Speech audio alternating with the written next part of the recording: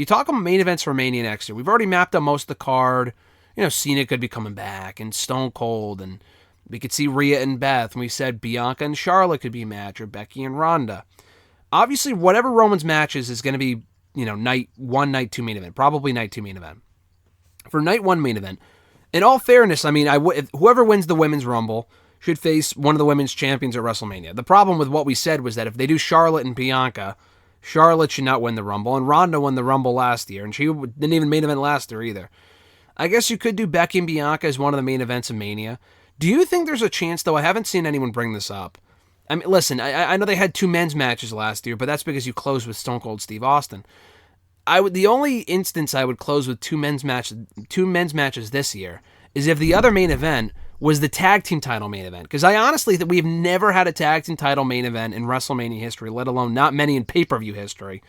Do you think there's a chance we could see KO and Sami versus the Usos as a Mania main event? Like, is that to you a WrestleMania-worthy main event with the way that it's been one of the best parts of the program for the better part of the past year?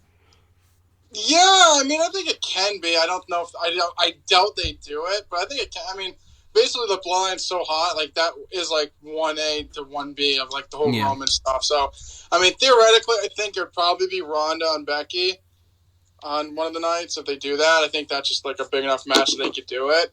But I mean, I think it could. I think if you're ever at this point a tag team match, I think that would be like the match to do if you're going to do it, because it just there is so much story there that I think it could main event the show.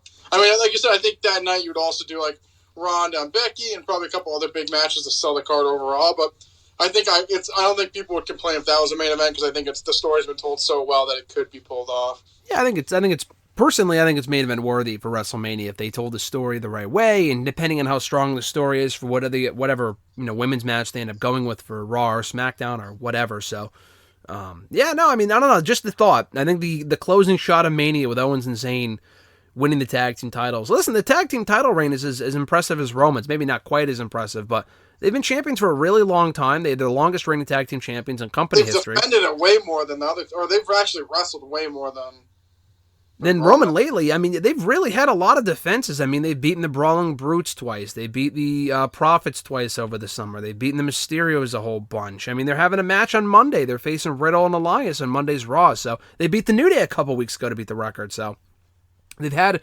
quite a few title defenses in the last couple of months, and let alone in the last year and a half, let alone against, RK Bro. They beat Nakamura and Boogs at WrestleMania. They beat Riddle and Nakamura on SmackDown a couple months ago. They've had a lot of defenses, the Viking Raiders and all these other teams, the New Day earlier this year. They've had a lot of fucking defenses. So, yeah, I don't know. I would, I honestly, I would consider that as a potential main event for Mania if they keep going the direction they're going in. So we'll see.